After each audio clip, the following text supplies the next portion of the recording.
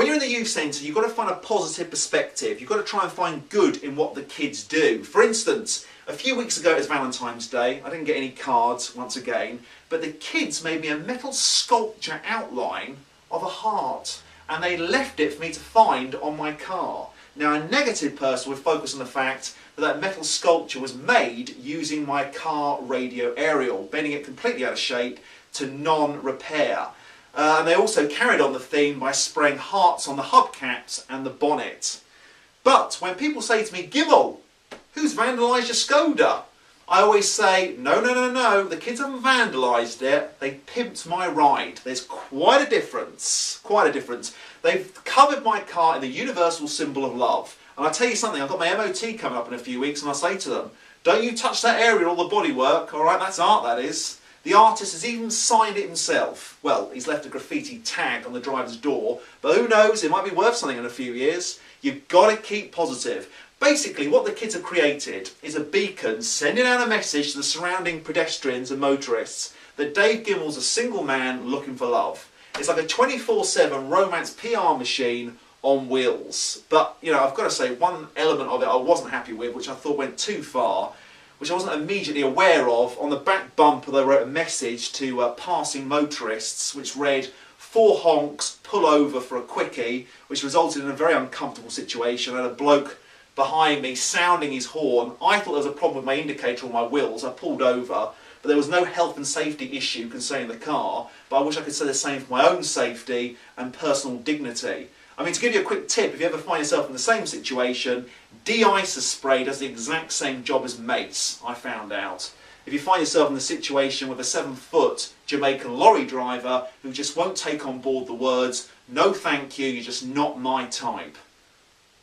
But I'm not a demented optimist. I know when the kids have gone too far. For instance, I'm not anti-graffiti. I think it's great that kids can express themselves. But I know they've gone too far when I turn up first thing in the morning and see a 9-foot graffiti design on the side of the youth centre building promoting a demented new business plan, reading "Gimmel's GIMP service, gimmel me the chance to gimmel you much loving, ASAP, cool," and then my actual landline, which I don't know how they got hold of, but resulted in some very deprived phone calls, which my PA, personal assistant / mother in her 70s, had to deal with. No one wants to be asked at 3 o'clock in the morning if their only son is prepared for £45 to wear adult incontinence nappies and be led around a kitchen somewhere in Port Slade by a dog's flexi lead. That's inappropriate. But I've got to say, by far the worst situation was last summer when the lads thought it'd be a bit of a hoot, a bit of a laugh, despite my afternoon grey ale tea with lysergic acid dihetamol, betterly known as the rave drug LSD. In a matter of seconds, I was pushed head first into a drug hell. I found myself staggering down the local high street on an acid trip, you know, following the drug dragon, which in my case turned out to be an OAP on a mobility scooter with glowing pink hair. I must have been following her for hours. But then things got seriously hallucinogenic when out of the blue, a golden firework display just appeared right in front of me.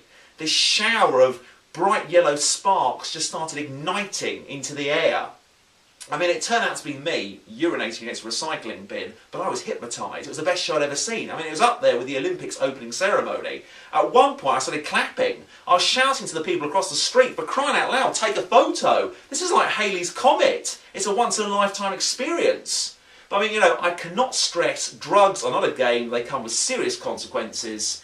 My beige chinos and suede loafers were utterly waterlogged. Ruined after that incident. I mean, I had to bin them that day. Admittedly, I should have waited until I got home. That's another negative example of drugs. As I wandered down the local high street in my Scooby-Doo Y-fronts, shouting to the general public, did you also witness the golden shower of fire? Very frightening indeed.